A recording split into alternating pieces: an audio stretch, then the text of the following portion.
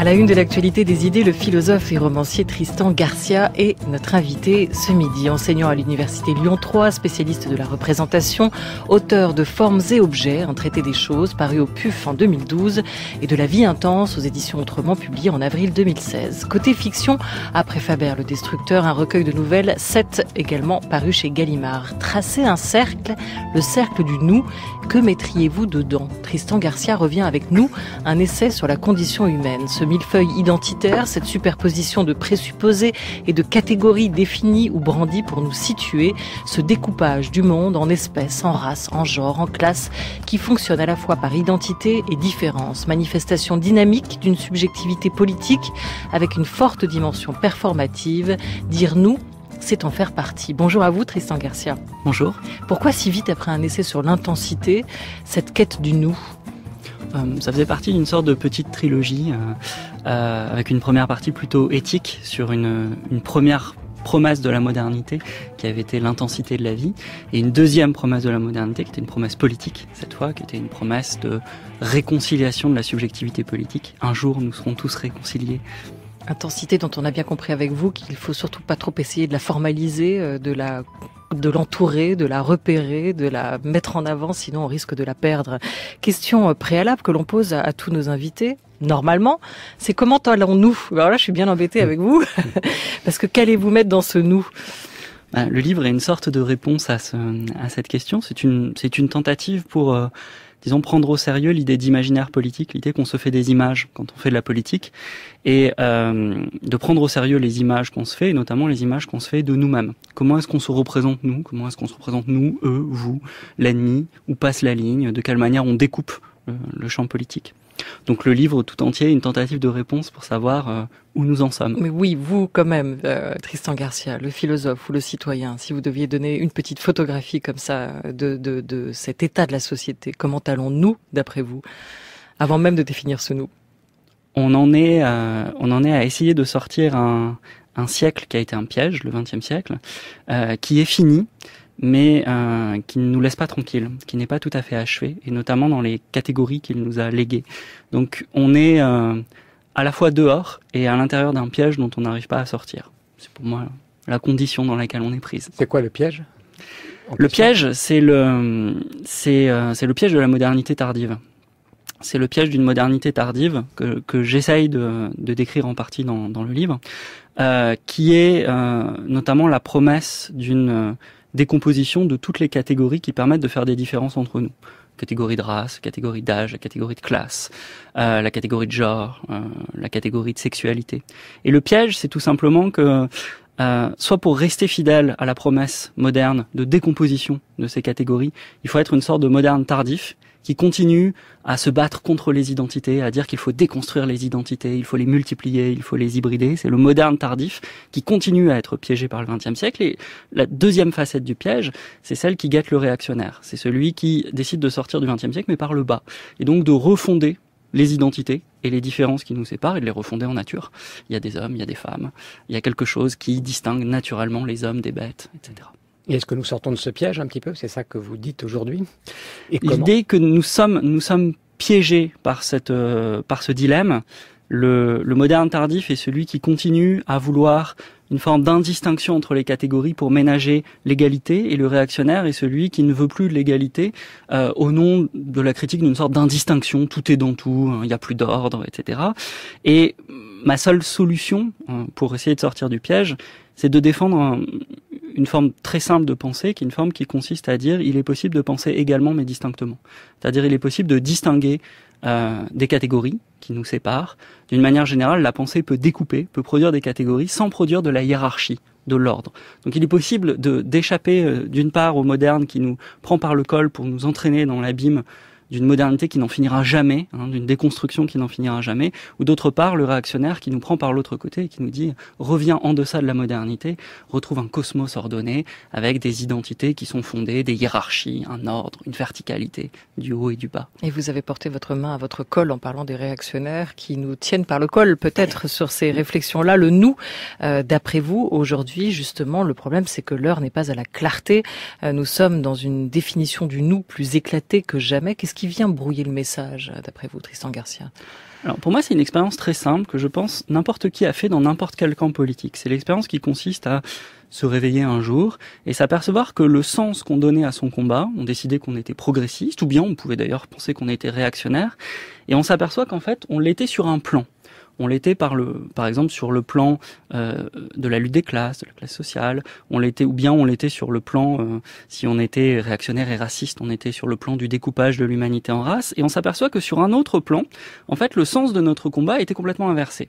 C'est ce qui est arrivé à beaucoup de féministes dans les 15 dernières années, qui pensaient qu'elles étaient absolument progressistes, et puis pour le coup les a rattrapées par le col, disons, une pensée postcoloniale qui leur a dit « mais votre progressisme, votre manière de défendre le droit des femmes, sur un autre plan, elle se renverse, parce que de ce droit, vous avez fait un devoir pour des femmes, qui sont les femmes voilées, et donc, en fait, alors que vous étiez sûr d'être absolument progressiste, sur un plan, moi je vous dis qu'en fait, vous êtes devenu réactionnaire. » C'est l'injonction qui est faite, je sais pas, des féministes historiques telles qu'Elisabeth Badinter, par exemple. On le recevait hier matin sur l'antenne de France Culture. Et cette expérience, je crois, s'est répétée dans tous les camps et sur tous les plans. L'humaniste, par exemple, qui était sûr en sortant du XXe siècle, qu'il combattait pour toute l'humanité, qu'il avait le sens, une sorte de sens éthique avec lui, était rattrapé par le col derrière lui par celui qui s'intéressait aux droits des animaux et qui lui disait « mais toi, l'humaniste, en fait, tu as défendu le droit des hommes sur un tas de cadavres. Sur le tas de cadavres des autres êtres sensibles, souffrants, à cause de l'élevage industriel, et le progrès historique a été fondé sur un massacre, sur une barbarie aussi, qui a concerné des êtres dont tu as nié la qualité de personnes, qui sont d'autres espèces. Et donc, qu'est-ce qui brouille le message? Ce qui brouille le message, c'est ce sentiment de renversement. C'est-à-dire que soudain, l'idée qu'on était porté par le sens d'un combat qui était... On pensait dans le camp du bien, c'est ça? Voilà, exactement. Ou bien, mais d'ailleurs, ce qui est drôle d'une certaine manière, c'est que ça affecte aussi ceux qui, par exemple, se pensaient réactionnaires. Je veux dire, par exemple, un militant du Front National qui s'est réveillé un jour, on lui a dit « il ne faut plus être homophobe », parce qu'en fait, l'homonationalisme a pris en Europe à la sortie du XXe siècle. Et donc, pour pouvoir d'une certaine manière culpabiliser des populations postcoloniales, etc., dont on estime qu'elles sont contre le droit des femmes, contre le droit des minorités sexuelles, du coup, tu vas intégrer, comme le fait Marine Le Pen dans ses discours, maintenant le féminisme ou la défense des minorités sexuelles, des homosexuels, dans un héritage fantasmé européen, blanc, chrétien. Ouais. Donc lui aussi peut se réveiller et voir le sens de son combat se renverser. Je reprends ce que vous disiez tout à l'heure, les deux mots importants, les adverbes en tout cas, également et distinctement. C'est-à-dire comment est-ce que on pourrait sortir de tout ce que vous racontez là, des pièges, des différents pièges et du fait d'être pris à contre-pied par les situations, en distinguant sans que cette distinction ne soit immédiatement prise dans une sorte de hiérarchie ou de en tout cas de vision inégalitaire. Alors c'est en effet très différencié. C'est très compliqué parce que voilà, un des pièges dans lequel on est enfermé, c'est l'idée suivant laquelle toute catégorisation produit des effets de domination. On a hérité de ça, d'une modernité critique, de la pensée critique en général, qui nous a appris à nous méfier. Toute forme de catégorisation entre nous, dans nous, sujets humains, produit des effets de domination sur les femmes, sur les subalternes, sur des minorités sexuelles, etc. Donc la question, en fait, à mon sens, on est déjà passé à au moment suivant de l'histoire de notre usage de la subjectivité politique de nous. Et je crois qu'on le voit dans une catégorie qui est la catégorie la plus délicate aujourd'hui, qui est la catégorie de race. Aujourd'hui, on voit comment il y a eu des mutations dans l'antiracisme français, par exemple, qui a vu la naissance, depuis une dizaine d'années, du mouvement qu'on appelle parfois le mouvement de l'indigénat, ou de mouvements qui sont associés à la pensée décoloniale, et qui disent en gros, nous héritons d'une catégorie fausse, la race ça n'existe pas, c'est pas fondé en nature, il n'y a pas de noir, il n'y a pas de blanc, on hérite du XXe siècle, donc on hérite d'une catégorie fausse, mais on décide de faire un usage stratégique, politique de cette catégorie. C'est-à-dire que, à l'américaine, on va refuser d'être colorblind, on va refuser d'être un universaliste qui ne voit pas les races, parce que comme les races ça n'existe pas, on ne nomme pas ce qui est blanc, ce qui n'est pas blanc, donc nous allons utiliser la catégorie de race. Et là, je pense qu'on touche à la pointe de notre situation, qui est que nous héritons de catégories qui sont comme des dépouilles mortes, qui sont fausses, la catégorie de race par exemple. Nous savons que la science ne nous permet pas de la fonder, qu'elle est fausse, mais nous sommes portés par une sorte d'impulsion qui nous dit en gros, le problème c'est que comme notre histoire est fausse, parce que notre histoire est marquée par la domination, par l'exploitation, pour comprendre une histoire qui est fausse, il va falloir utiliser stratégiquement des catégories fausses. Et là, le dilemme qui se pose à nous, c'est, et moi c'est le dialogue que j'aimerais avoir avec ceux qui sont par exemple, qui font cet usage stratégique de la catégorie de race à gauche, qui est comment utiliser une catégorie qui permet de penser les différences entre nous en sachant qu'elle est fausse, sans à terme la refonder, la renaturaliser. C'est-à-dire sans au bout d'un moment, croire à son propre discours, et à force de dire stratégiquement, ça c'est blanc, ça c'est noir, de relire l'histoire, de relire la politique en montrant qui est blanc, comme on peut le faire en montrant qui est un homme et qui n'est pas une femme dans la représentation, c'est-à-dire en essayant de pointer avec des catégories qui sont infondées, des formes de domination, des formes d'inégalité, à quel moment est-ce qu'on va être piégé? Vous dites distinguer, donc il faudrait refonder une distinction, autrement que sur une essentialisation de la race. Voilà, l'enjeu c'est, est-on capable de faire un usage politique de catégories en les conservant comme étant infondées? C'est ça pour moi le problème qui se pose à nous maintenant. C'est-à-dire, si on ne fait pas usage de ces dépouilles, de ces catégories qui sont comme des peaux mortes, on va être aveugle sur toutes les formes de domination contemporaine. C'est-à-dire qu'on est condamné à ce qui est reproché. Pourquoi partir sur du faux? Pourquoi pas refabriquer du vrai? Parce que c'est très compliqué. Parce que refabriquer du vrai, c'est poursuivre un exercice qui a lieu maintenant depuis un siècle et demi, qui consiste à voir que sous les catégories qui nous divisent, il n'y a jamais que des oscillations, des multiplications, des hybridations. La catégorie derrière tout ça, fondamentalement pour moi, c'est l'espèce. L'espèce humaine. Si on va dialoguer aujourd'hui avec des gens qui essayent de définir l'espèce humaine elle-même, si on fait de la phylogénétique, il n'y a pas d'espèce aujourd'hui, il y a de la spéciation. C'est-à-dire il y a de la modulation. Si on essaye de fonder la personne politique à partir de savoir, tout ce que nous lègue la modernité, c'est des intensités pour le coup. C'est des intensités variables. Or, au bout d'un moment, le piège du moderne, c'est que soit on continue à aller dans ce sens-là et dire, allons dans ce sens, détruisons les identités, détruisons les catégories.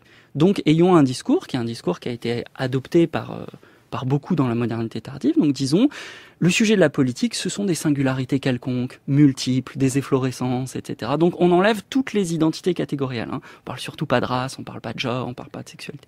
Mais si on fait ça, en un sens, on respecte ce que les savoirs positifs nous donnent, mais politiquement, on commet une erreur. On commet une erreur parce qu'on s'aveugle. Or, il faut avoir été réveillé à partir des années 2000 par la pensée réactionnaire. Parce que la pensée réactionnaire, c'est celle qui est venue réagir à ça et dénoncer, vous savez très bien, par exemple une gauche émancipatrice éloignée du réel, faisant le jeu de la mondialisation. Pourquoi? Parce qu'elle avait une sorte de métaphysique politique, des hybridations, des multiplicités, de la pluralité, etc. Donc il ne faut pas commettre cette erreur, mais il ne faut pas commettre l'erreur inverse. C'est-à-dire que en allant chercher précautionneusement, parce que ça peut nous exploser au visage sans cesse, des catégories identitaires, il faut être capable d'avoir des conceptions. C'est pour ça qu'il faut faire de la philosophie avec les catégories politiques.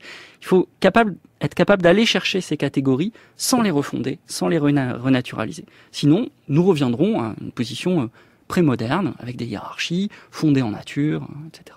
Institutionnalisé ou fantasmé, Tristan Garcia, il y a toujours eu ce jeu des identités contradictoires. Quelque part, historiquement, on a toujours eu besoin, ou on a toujours été défini en opposition à d'autres, des trois ordres du 18e aux classes du 19e. Aujourd'hui, on le voit aussi avec les habitants des centres-villes et les populations dangereuses des quartiers populaires. Hier, pendant la colonisation, avec les indigènes et les colons. Mais est-ce que vouloir faire entrer tout le monde aujourd'hui dans un mot unique, ce nous, aussi inclusif soit-il, c'est pas quelque part faire aussi fi justement des rapports de domination? Est-ce qu'il faut chercher à les gommer, ces rapports de domination? Non, pas du tout. Simplement, je pense qu'il faut quand même essayer d'avoir une sorte de modèle clair, d'image qui vaut ce qu'elle vaut. Dans le livre, j'essaie de proposer un modèle, disons, spatial, avec l'idée de calque, de superposition, de plan transparent sur lequel on découperait l'espace social en race, en classe, en genre, en sexualité, etc.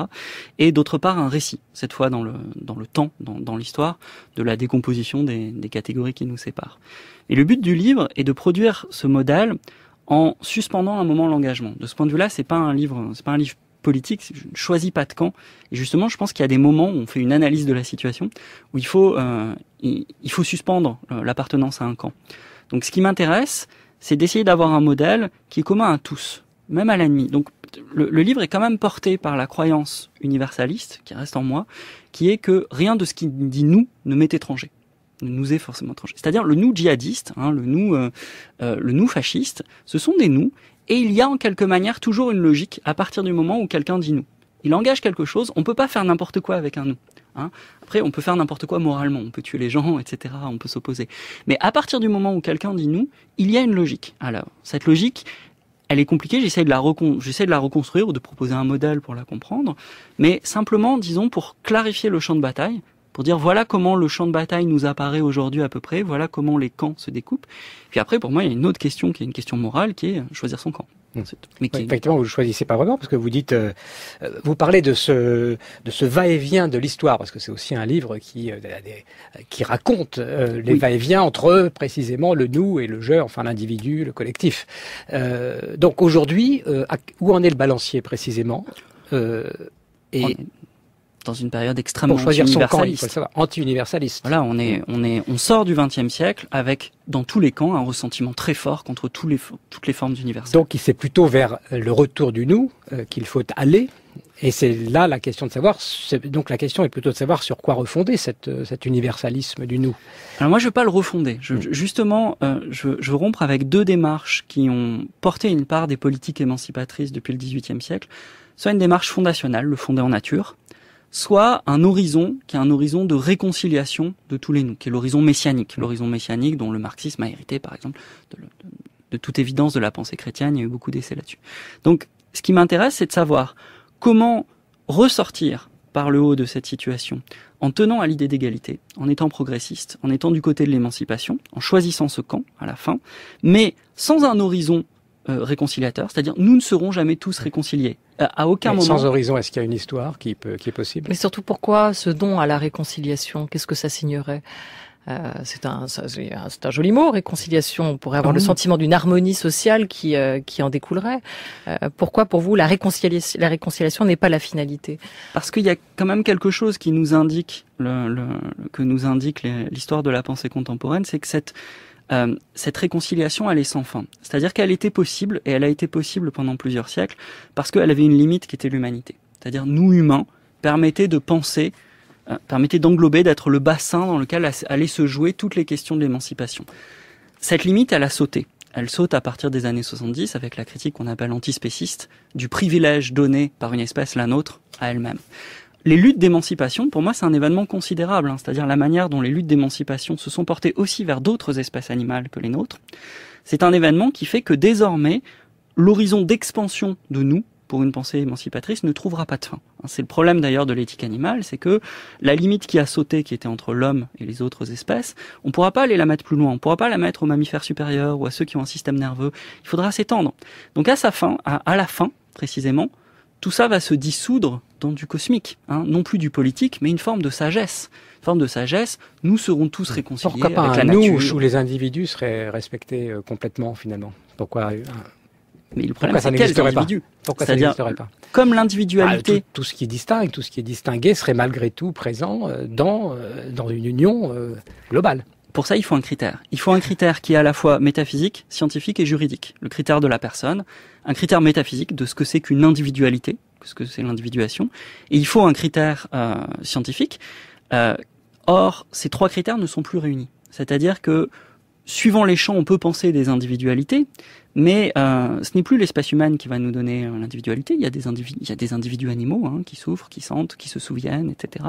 Et du coup, on a affaire, encore une fois, à une sorte d'échapper vers des modulations, du plus ou moins, des différences de degré. Mais on ne trouvera plus de différences de nature pour fonder la communauté politique sur des personnes, sur une définition de la personne, de l'individu et du sujet qui soit fondée en nature. Quand même, est-ce que vous posez la question dans le livre, dans la fin du livre, est-ce qu'il n'y a rien de mieux à espérer, on parle toujours de cette espérance messianique, est-ce qu'il n'y a rien de mieux à espérer dans le va-et-vient de l'histoire? Avec la claire conscience de ce que nous sommes sans fin, est-ce que nous devrions désormais nous représenter comme des êtres inéluctablement pris dans un mouvement de balancier historique entre diffusion et fragmentation, D'ailleurs, votre livre parfois m'a fait entendre la musique de l'Ecclésiaste, comme s'il n'y avait rien de nouveau. Nous sommes là, mais en même temps, il se passera autre chose après, puis on reviendra à ce qui se passe et il n'y a rien de nouveau sous le soleil. C'est un peu désespérant. En tout cas, il manque une ouverture. Ça me semble maintenant moins désespérant que le fait de se représenter une politique d'émancipation qui aurait pour horizon la dissolution de toutes les différences entre nous. C'est-à-dire de lutter pour l'égalité entre nous à l'horizon d'une image qu'on se ferait, qui serait une image héritée de structures religieuses de pensée, où il n'y aurait plus entre nous de différences ethniques, de différences religieuses, de différences de sexualité, de différences culturelles. Donc je crois qu'il faut pouvoir être progressiste en remplaçant cette image, cette fin, cet idéal régulateur, en le remplaçant par une image dynamique de nous. C'est-à-dire ça ne cessera jamais. Tant qu'il y aura une forme politique, il y aura de la division, il y aura du conflit. Donc, même si moi j'ai fondamentalement une impulsion, je dirais, irénique vers la pacification, le livre, pour moi, est un exercice de contrariété. Je me dis non, c'est à l'épreuve du fait que ça ne cessera jamais qu'il faut pouvoir lutter pour que nous soyons tous égaux. France Culture, invité de la deuxième partie de la grande table, le philosophe Tristan Garcia pour son essai « Nous » qui vient de paraître chez Grasset. France Culture, la grande table, Olivia Gesbert.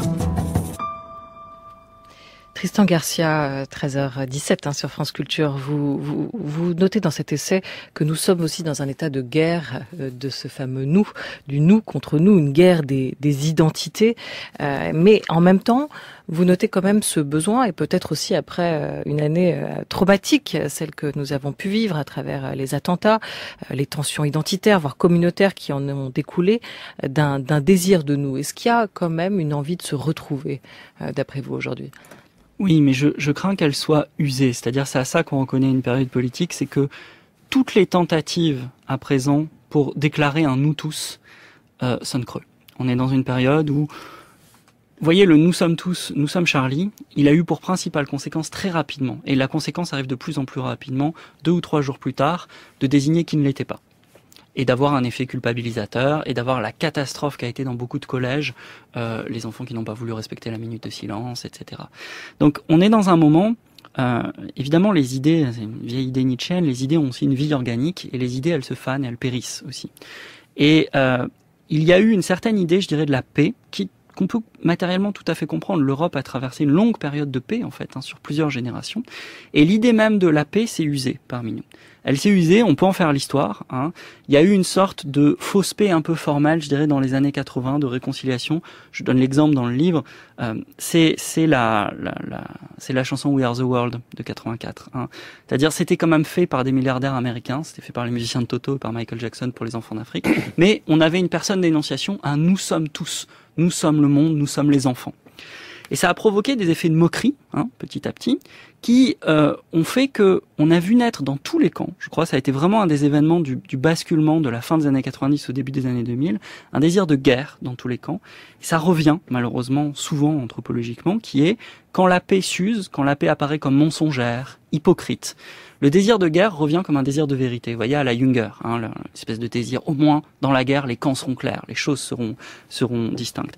Et on l'a vu naître dans tous les camps. On l'a vu naître chez les identitaires, les patriotes, chez les religieux, mais on l'a vu naître à l'extrême gauche. Le fantasme de la guerre civile, chez Tikkun, puis le Comité invisible. Le fantasme de la guerre mentira moins que la fausse paix qui est en train de s'user en Occident. C'est un peu vrai pour l'Europe aussi. Voilà. Et l'Europe subit ça. C'est-à-dire, à un moment, l'image irénique qui était proposée par l'Europe, on a beau être de bonne volonté, on a beau la défendre, on sent bien que la parole qu'on peut porter en faveur de figures de paix, de figures de réconciliation, sonne faux.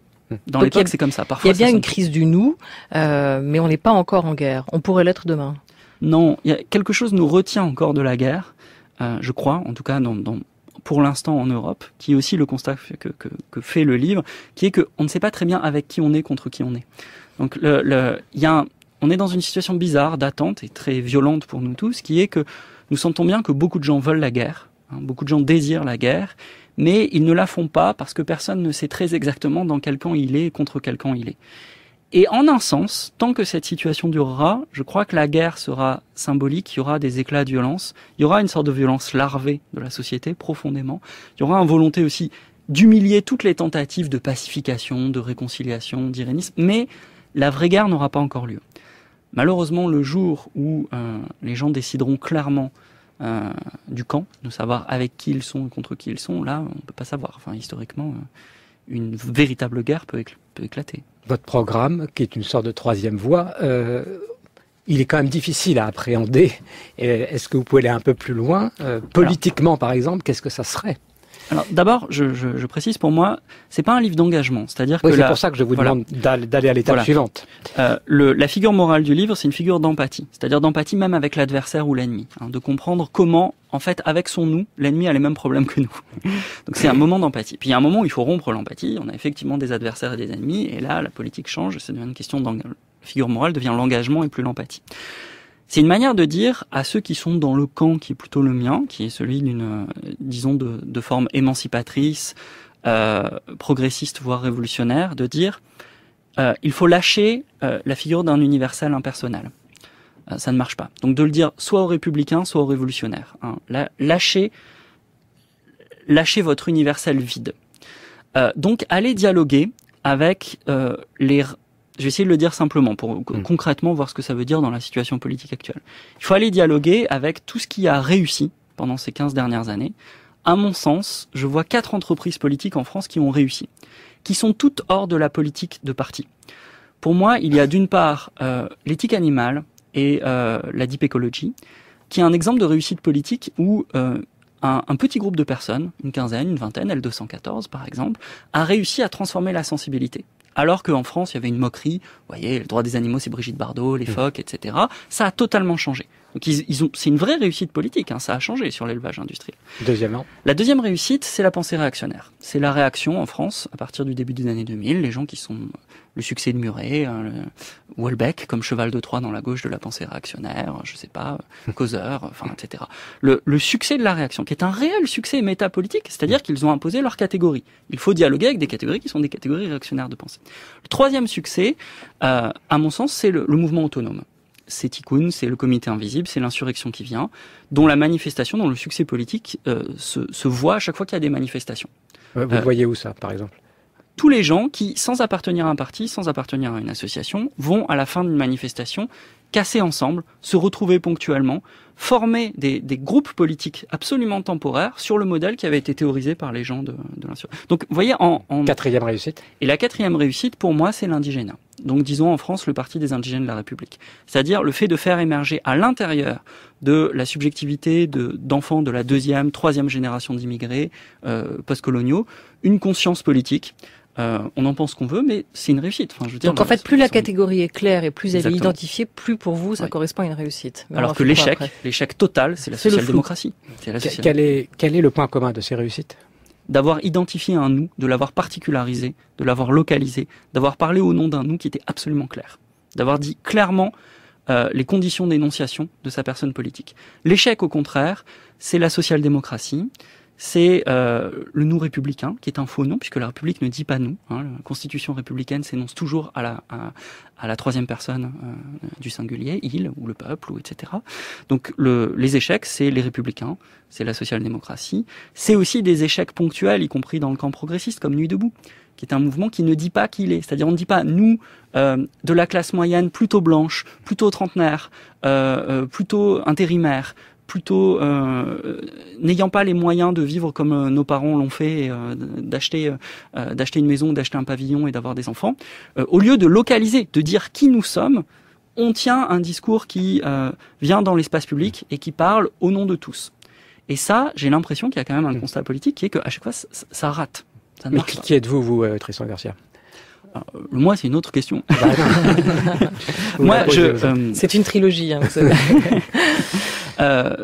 J'essaye simplement, j'essaie de le dire simplement. Moi, je suis clairement l'enfant d'une forme d'universalisme irénique, qui croit à la paix, qui croit à la réconciliation. Donc tout ce que je dis Donc là vous avez perdu. va contre mon tempérament, contre le tempérament de beaucoup de gens. Seulement, je sais me situer. Je sais que je suis blanc, je sais que je suis issu des classes moyennes, je sais que je suis masculin. Donc j'ai appris à me situer en me faisant violence, parce que je croyais à un sujet universel. Et me situant, je sais que j'hérite de manière un peu mélancolique d'une forme universelle de politique qui ne peut pas fonctionner, et que donc, si je veux ne pas simplement subir le monde de maintenant avec un lamento, vous voyez, comme une violence extrême qui est faite à mes croyances politiques, il faut que je passe sous les fourches codines de l'identité. C'est-à-dire, je ne peux pas faire abstraction des identités, des particularités, et j'essaye de le faire, mais en conservant un cap qui est celui d'un nous tous. Est-ce que c'est générationnel ? Enfin, les gens de votre âge, vous avez l'impression, sont plutôt aussi dans cette recherche-là ? Oui, il y a probablement un effet de génération. Il y a un effet de génération, il y a un effet de classe sociale. Enfin, c'est-à-dire qu'est-ce que c'est qu'appartenir à des classes moyennes qui sont en voie de déclassement, qui sont en voie de comment ne pas être ressentimenteux aussi, hein, comment ne pas rire, ne pas pleurer, mais comprendre, essayer de comprendre la situation, tenir à un idéal, une forme de nous idéal. Je tiens à la promesse dont j'ai hérité familialement, culturellement, mais il va falloir passer par l'épreuve douloureuse des identités et des particularités. Mais toutes ces réussites que vous avez quand même citées précédemment, elles manquent quand même cruellement d'empathie, autre valeur que vous évoquiez juste avant. Elles sont assez excluantes.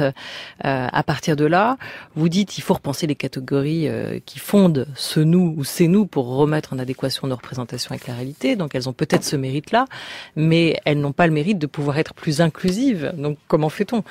Non, mais le fait qu'elle n'ait pas ce mérite est le signe du fait que l'époque ne bénit pas celui qui propose une figure large, ouverte. Des catégories molles, en fait. Voilà.